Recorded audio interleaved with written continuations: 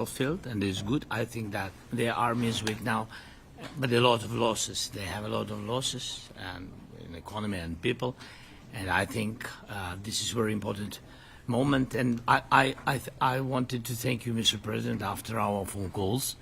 Yesterday I had a good opportunity to meet with the big American energy companies, and they're ready to help us. Yes, after all these attacks on our infrastructure, Russian attacks, and etc. And I had also meetings, thanks to your team. We had meetings with a good military companies. We spoke about air defense, and I want to share it after with details where we are. Thank you. Thank you so much. Thank you very much.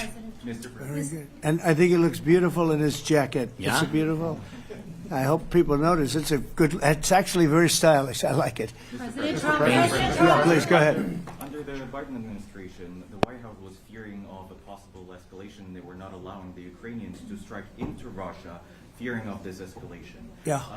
Would your administration allow Ukrainians to strike deep into Russia? We're going to be talking about that. That's something we'll be talking about.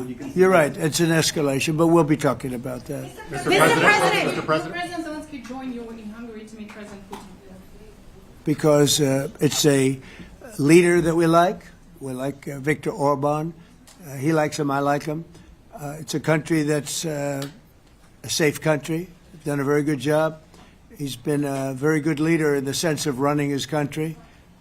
He doesn't have a lot of the problems that other countries have. And so we've decided that we'll be going to be with Viktor Orban, and he will, I think he'll be a very good host. President Trump. President Trump. President Trump. It's in President Trump. Hungary, yeah. We're doing Hungary, yeah. With Putin, is it a trilateral meeting, or is it just you and Putin?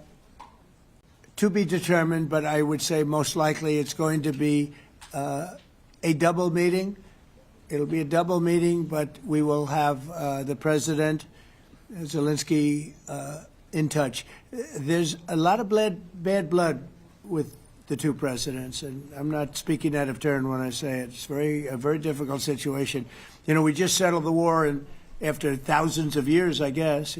People say anywhere from 500 to 3,000 years, and I was in rooms, as you saw, because you were with me, a lot of you were with me last week, with leaders that didn't like each other, but they were able to get along.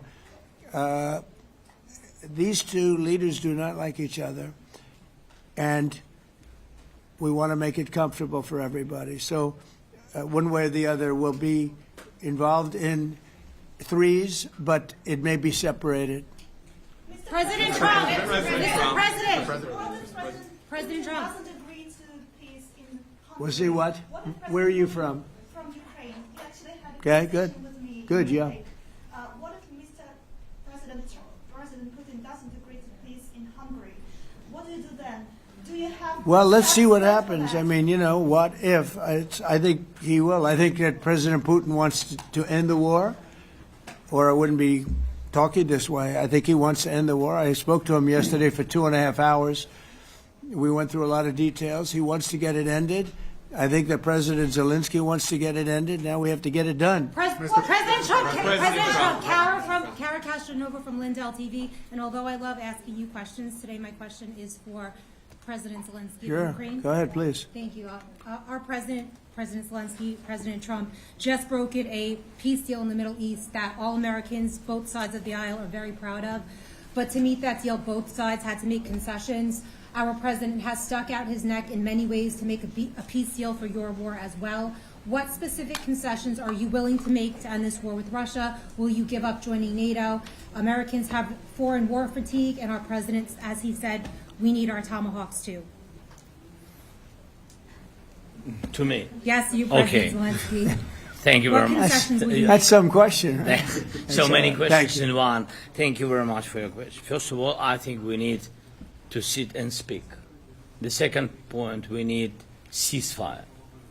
Even now, you see in the Middle East, it's very difficult to hold ceasefire. Everywhere, in every war, it's very difficult. We want peace. Putin doesn't want. That's why we need pressure on him. We will speak with President today what we need. We understand what we need to push Putin to negotiation table. And as I said previously, so we are ready to speak in any kind of format, bilateral, trilateral, doesn't matter, just peace. This is important. And we don't speak about NATO or NATO. For Ukrainians, it's very important. Of course, it's our decisions of allies to decide where we are. But are you willing to give up Yes, but joining the NATO? most important thing for people in Ukraine, which are under each day's attacks, to have really strong security guarantees. NATO is the best, but weapon is very important. Allies on our side is very important, and between us, for us, bilateral security guarantees between me and President Trump is very important. I don't know, we didn't speak with details about it, but this is the most important document because the United States is very strong. Sir, President Trump, Peter? President Trump, you are the middleman right now, hoping to end this conflict. Who is doing a better job negotiating, President Zelensky or President Putin? I think they're both doing a great job in that sense. We have to get it done. We've got to take some of the hatred of each other. You know, they don't like each other. I say that in front of President Zelensky, but I say it in front of President Putin too. They have tremendous bad blood. It really is what is holding up, I think, a settlement. I think we're going to get it done, and we have to make it long-lasting. As I said in the Middle East, everlasting, right? Everlasting. And the Middle East is a much more complicated situation. You know, we had 59 countries involved, and every one of them agreed. And it's, you know, it's sort of amazing. Most people didn't think that was doable. This is going to be something I really believe that's going to get done. I had a very good talk yesterday with President Putin. I think he wants to get it done. And President Peter? Zelensky, right behind you. When we were in Israel with President Trump earlier in the week, we heard a lot about the difference in diplomacy between President Trump and President Joe Biden before him. What do you see as the biggest difference in diplomacy between President Trump and President Biden? President Trump has a big chance now to finish this war.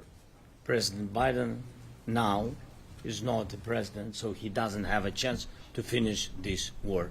And President Trump is really showed for the world that he can manage ceasefire in the Middle East, and that's why I hope that he will do this, and we will also have such big success. For Ukraine, it's a big chance, and I hope that President Trump can manage it. I would say the biggest difference is one is extremely competent and the other one is grossly incompetent. Mr. President.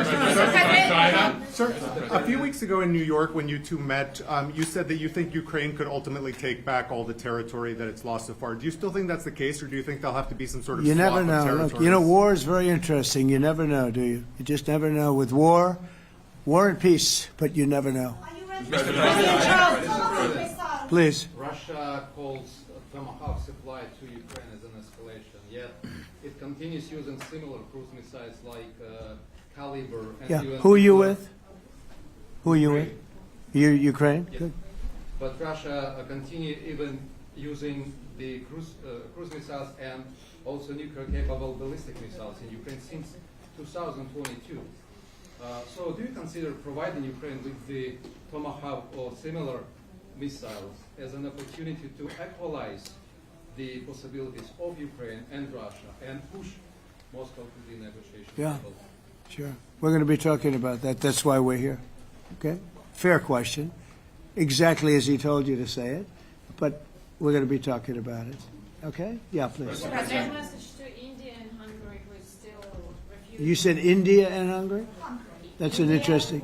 And Hungary India and Hungary. It's an interesting combination. refuse to stop buying Russian oil. Well, India is not going to be buying Russian oil anymore. And Hungary is sort of stuck because they have one pipeline that's been there for years and years and years, and they're inland. They don't have sea. They don't have sea. And I spoke with the very great leader of Hungary, and they are, you know, it's very hard for them to get oil. I understand it. We have Hungary's in a very interesting position because they can't have ports. You know, they're surrounded by land. So we'll see what happens there. But India will not be buying oil from Russia. And, they've already de-escalated, and they've more or less stopped. They're pulling back. They bought about 38% of the oil, and they won't be doing it anymore. President Trump has been helping you in achieving peace in Ukraine. Who has? First Lady Melania Trump Yeah. has been helping in returning abducted Ukrainian children from Russian captivity. President Zelensky, do you appreciate those efforts? How do you assess them? And did you ask her to step in and to help you? No, she wanted to do it. She felt very strongly about the children, and she's done a really good job, I think, in bringing it to the fore. You know, we have a lot of children involved. Now, it's some people say it's 20,000, and some people say it's 300. There's a big difference between that, so nobody really knows. But she felt very strongly about the children. She thinks about the children all the time. President Trump, if you okay Tomahawks to Ukraine, what's going to happen if the United States is in a conflict and we need the Tomahawks? Do we have enough? That's a problem. We need Tomahawks, and we need a lot of other things that we've been sending over the last 4 years to Ukraine. We've been, you know, we gave them a lot. Now we have a different situation. We send it to the European Union. They pay for it and all that, and they have plenty of money. But it's beyond the money. You know, we need Tomahawks, and we need a lot of other weapons that we're sending to Ukraine. One of the reasons we want to get this war over is exactly that. It's not easy for us to give. You're talking about massive numbers of very powerful weapons. So that's one of the things we'll be talking about. Hopefully they won't need it. Hopefully we'll be able to get the war over with without thinking about Tomahawks. I think we're fairly close to that. Yeah, go ahead. Can I say, yeah, please. Just to understand. So for today, of course, we want to finish this war, but the war is another technological war. You don't use just Tomahawks. If you want to target a military goal, you need thousands of drones. It goes together with such missiles. Ukraine has such thousands of our production drones, but we don't have Tomahawks. That's why we need Tomahawks. But United States is a very strong production, and the United States has Tomahawks and other missiles, very strong missiles, but they can have our thousands of drones. That's why where we can work together, where we can strengthen American production. And so just so that I understand, so you're suggesting kind of a trade. If President Trump okays Tomahawk missiles to help you launch Yes, it's into about Russia, military goals. It's only about military goals. Right, but then you would authorize some kind of an exchange where Yes, of course. the U.S. gets Yes, we Ukrainian- have proposition. Yeah, we have big proposition with our drones. President Trump, I don't mean to be brokering an arms deal here, but is that something that you would be interested in, Ukrainian drones? We are, yeah, we would. We have a lot of drones right now. We build our own drones, but we also buy drones from others, and they make a very good drone. I mean, drone warfare has really come to the fore over the last couple of years because of this war. I will say, there's nothing like the jets. You know, we knocked out a lot of drones in Israel. We were knocking them out for Israel, and we were doing it with extremely fast and powerful jets, following the drones and knocking the hell out of them. So, it's, you know, we know a lot about the drones, and we know a lot about the great jets, the great ones. The ones, well, and the B-52s, which were totally they were stealth. They were undetectable. So we have a lot of different weapons. And, you know, I have an obligation also, though, to make sure that we're completely stocked up as a country, because you never know what's going to happen. In war and peace, right? You never know what's going to happen. So we're going to be talking about Tomahawks, and would much rather have them not need Tomahawks. Would much rather have the war be over, to be honest, because, you know, we're in it to get the war over. We're selling a lot of different types of weapon, as you know, to the European Union. We're not in it for that. We're in it to get it over. We're losing thousands of people a week, thousands of people, Russian, Ukrainian, mostly soldiers. I mean, mostly soldiers. but we're in it to see that end. And if we can end quickly, and I think we can. I mean, I had a very good talk yesterday. We're going to be talking about it. But I had a very productive talk yesterday with President Putin. We'll see what happens. But the war in the Middle East was far more complicated. We got that one done. And I think we have a good chance. I think President Zelenskyy wants it done, and I think President Putin wants it done. Now all they have to do is get along a little bit. Can you give us an update on the trade negotiations with China, or perhaps Secretary Bessent? Yeah, I will, and I'm going to let Scott do that. But I think we're doing very well. I think we're getting along with China. China would like to have something. As of this moment, we'll be meeting in a couple of weeks. We'll be meeting in South Korea. You think myself. Will go forward? I think so. It looks like it's going forward. I think so. They want to meet. We like to meet. I have a very good relationship with President Xi, and we're going to see what happens. But, you know, for years we were taken advantage of by China very badly. We were losing hundreds of billions of dollars a year to China. We really built their military, if you think about it. The kind of money that presidents allowed to be lost to China was just insane. And then when I came into office, as you know, I put very severe tariffs. So we took in hundreds of billions of dollars in my first term from China. Biden let that go because it was so much. He let it continue, but he gave all sorts of exceptions. And by the time you looked at it, Scott, I would say it wasn't the same thing. He would give an exception for anything. If you got up and went out to dinner, he'd give you an exception. So it wasn't the same thing. But I put on very serious tariffs. So we took in hundreds of billions of dollars. And then I left office. The election was rigged. I left office, and that was the story. Now I come back, and we are in a very strong position because of tariffs. We're in a very powerful position because of the fact that we have tariffs. If we didn't have tariffs, we would be in a very weak position. We would be in a weakened state. But with tariffs, we've made hundreds of billions of dollars, not only from China, but from others. And China wants to talk, and we like talking to China. So we have a very good relationship, and we're going to be meeting in South Korea a couple of weeks. And I just got back from a long trip. I'm going on another long trip. And Scott, you want to say a few words on that, please? Yes, sir. So the entire relationship stems from the great respect that the two leaders have for each other.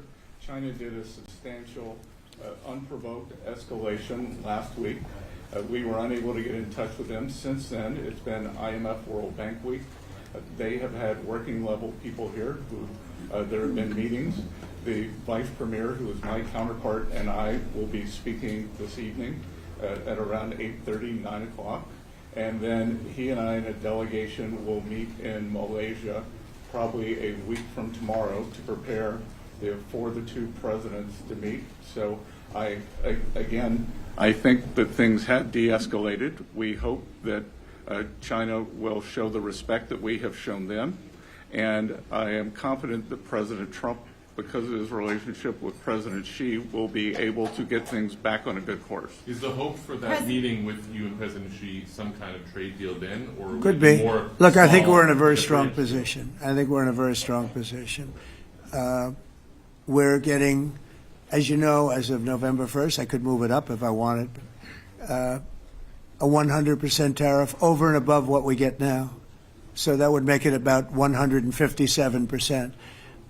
And China doesn't want that, and they want to talk, and we're talking. And I think we'll make a deal that will be good for both. I think we will do something. But you have to understand, we never got anything from China. It was a one-way street. For many years, for decades, it was a one-way street. And they became rich because of the United States. And frankly, presidents that, let's be nice, they didn't know. They just didn't know. They didn't understand what was happening to them. But I understood it. I understood it long before I ran for politics. I used to watch in amazement at how stupid our country was, how stupid they were. And we're not stupid anymore. And that includes with the European Union. That includes with Japan and South Korea. All we want to do is be treated fairly. But the fairly is hundreds of billions and even trillions of dollars coming into the United States. And it's our national security is secure because of tariffs. If we didn't have tariffs, we would have no national security. So it's very important. Will you seek China's help in ending the war in Ukraine? Do you need them to put pressure on Russia? I'll be discussing that, but I'd love to see it ended before that. President I mean, I think we have a chance of ending the war quickly if flexibility is shown on behalf. And again, we're not losing people. The United States is not. We're not losing people. We're not spending money. We're getting paid for the, ammunition and missiles and everything else that we're sending to the European Union, but to NATO. But it's very similar. If you look at the countries, I mean, it's very similar. And we just made a very fair trade deal with the European Union, and what we wanted, and we made a very good deal with NATO too. They pay for all of this. That's not what we're in this for. We're in it to save thousands of lives every week. Thousands and thousands of lives. That's why we're in it. And I think we have a very good chance of bringing this war to a conclusion. Europe's president and your cabinet has done honestly an excellent job. I think that a lot of people could agree to that. Thank you. I'm speaking as someone who lost my father in a war, so I know the human cost. What would your advice be to American leaders, to world leaders, to neocons, to TV hosts who often speak about conflict in abstract or strategic terms rather than the human cost and the human terms? Look, my only statement is we have to get together. It's a very small group of people. It's the president, and the president. Okay, 3 presidents. And I'm the mediator president. And I'm mediating not an easy situation. It should be easy, but it's a lot easier when people understand each other, and when they get together, and when they like each other. We don't necessarily have that situation as far as like is concerned. Maybe it can turn around. Maybe it can. But in the meantime, we'll have them keep a little bit of distance, and we're going to see if we can get it done. This is number 9, okay? This will be number 9 for me. I've solved 8, including the Middle East. I've solved 8. This, I thought, would have been among the easiest. We solved, President Putin mentioned yesterday Armenia, all of the different wars. He said it was amazing but the big one that he was surprised that we were able to settle was the Middle East. He thought it was incredible. He was very generous in that sense. This should be something we're able to settle, and I think we will be able to settle. Brian? Yes, sir. On that note, you will go down as the peacemaker, no doubt, and you will resolve this war. Well, we resolved 8 others. It's funny how people say that. If you get this one, every time I do one, they forget about that one. I solved 8 wars. Go to Rwanda and the Congo, talk about India and Pakistan, look at Thailand, look at all of the wars that we solved. And every time I solve one, they say, if you solve the next one, you're going to get the Nobel Prize. I didn't get a Nobel Prize. Somebody got it who's a very nice woman, very nice. I don't know who she is, but she was very generous. So I don't care about all that stuff. I just care about saving lives. But this will be number 9. But every time I solve one, they said, sir, if you solve one more, you're going to be known as a peacekeeper. So to the best of my knowledge, we've never had a president that solved one war. Not one war. Bush started a war. A lot of them start wars, but they don't solve the wars. They don't settle them. And especially when they have nothing to do with us. I guess just about all of these wars had nothing to do with us. But I saved tens of millions of lives. The Prime Minister of Pakistan said, I saved millions of lives in interceding on Pakistan. And you look at Pakistan and India as an example. That would have been a bad one, 2 nuclear nations, right? So I say this. This is pretty much the last one, although I do understand that Pakistan attacked, or there is an attack going on with Afghanistan. That's an easy one for me to solve if I have to solve it. In the meantime, I have to run the USA, but I love solving wars. You know why? I like stopping people from being killed, and I've saved millions and millions of lives, and I think we're going to have success with this war. Wait, please. This, President Zelensky, this is your 3rd time over here. Oh. And by the way, you look excellent. Thank you, sir. Thank you. For you, by the way. This is your 3rd time here. How different sitting across from the president is this time versus the 2 previous times here at the White House, and how confident are you, hearing the success rate of solving these prior wars, that he can get this war solved? First of all, about suit. The same suit because the same president. It's very simple. The next president will have another suit. Yes. About our relations with President Trump, I think we have important dialogues, and I think we begin to understand each other. Yes, and I know that President is briefed very well about the situation in the battlefield, and he knows a lot what's going on in the battlefield in Ukraine, and I think it really helps. When you know a lot of things, a lot of details about one or another war, it helps a lot. But we are still in war, and I hope Mr. President, on NATO, we can manage. You have been I think clear it's that there are some important. countries that are not meeting their commitment. You pointed out Spain. They said that it's impossible. No, Spain has not come through. No, Spain has not been loyal to NATO. Spain has been, they're the only one. Everyone went up to, as you know, I mean, you were at 2% and they all went up to 5%, but Spain disagreed with that. I think Spain should be reprimanded for that. I think it's very bad that they did that, but that's up to them. That's up to NATO and Spain. They cannot be expelled from NATO. Can they or not? They cannot, according to the treaty, but they also claim that they are protected by the European Union umbrella for trade.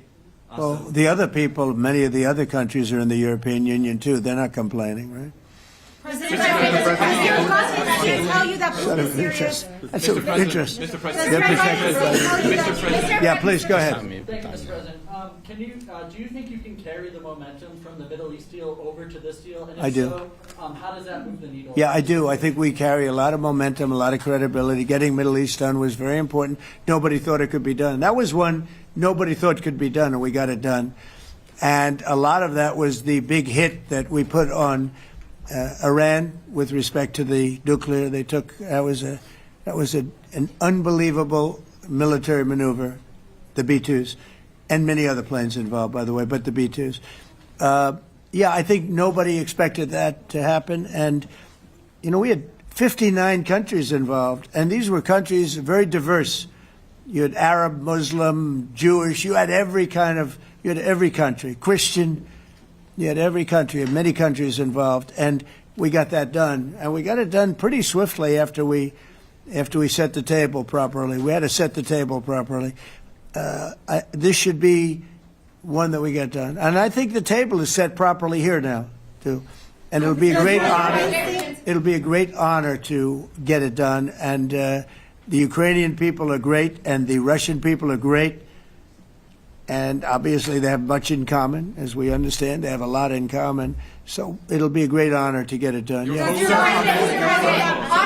On Venezuela, there are survivors from your latest boat strike. What happens to those survivors? Well, I'll ask Marco to discuss that possibly. Yeah, it's well known there's an ongoing narco-terrorist operation the United States has been conducting.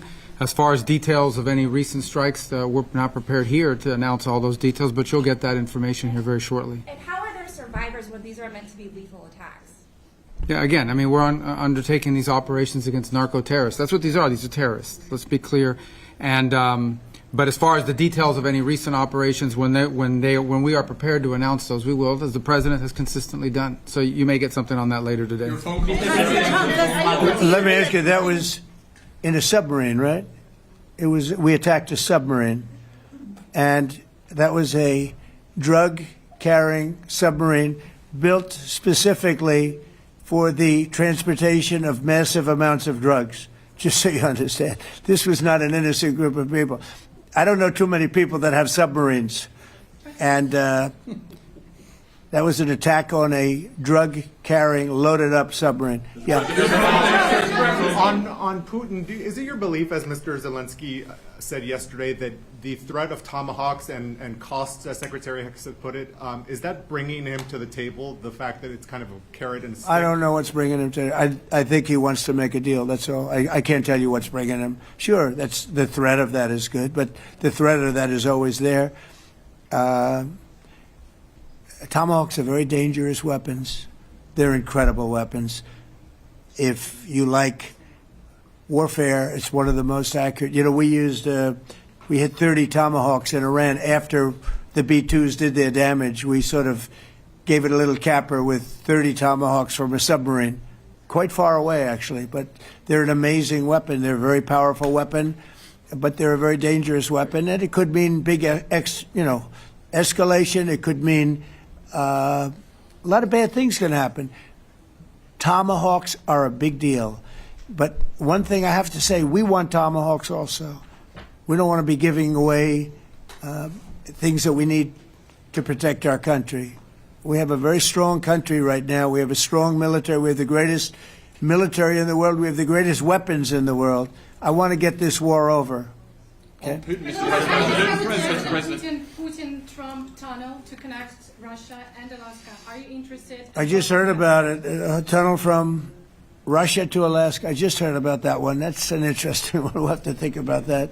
I hadn't heard that. We just did a nice road in Alaska that's going to get us to a lot of minerals, and we have a piece of it, a good piece of the ownership because of the fact we made it possible. But this came up yesterday, a tunnel from Russia to Alaska. That's an interesting. What do you think of that, Mr. President? Do you have any ideas? How do you like that idea?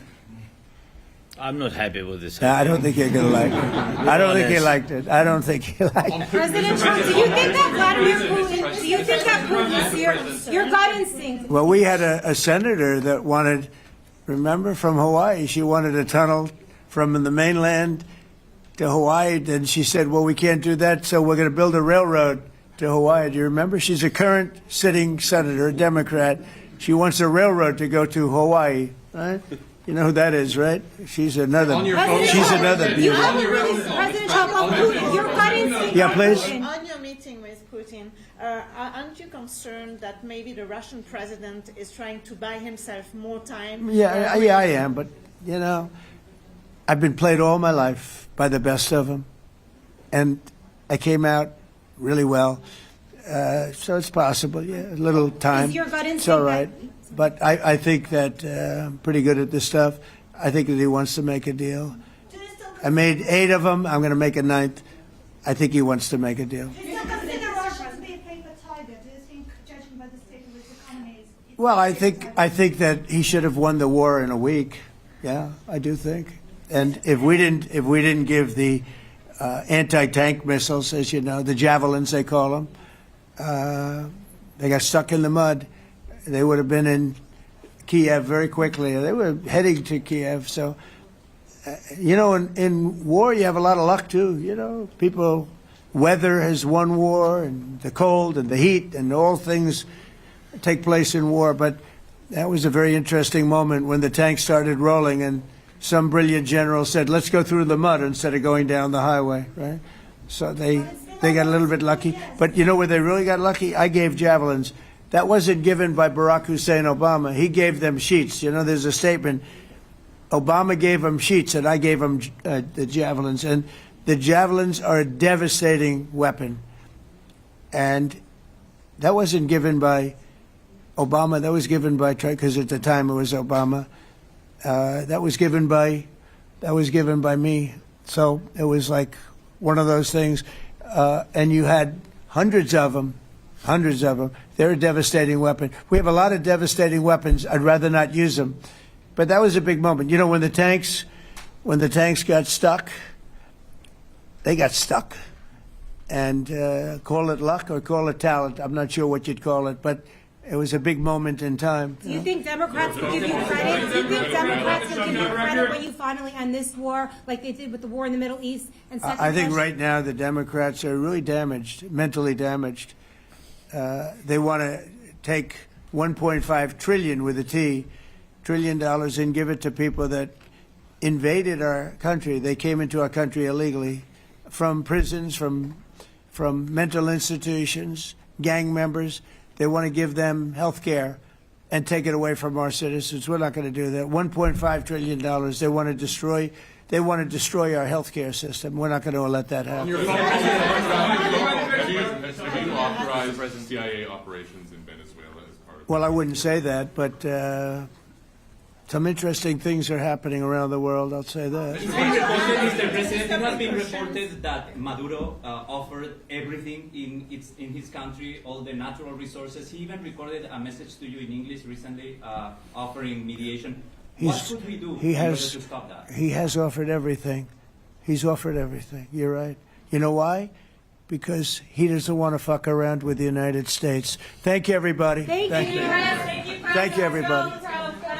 Thank you, guys. Thanks, guys.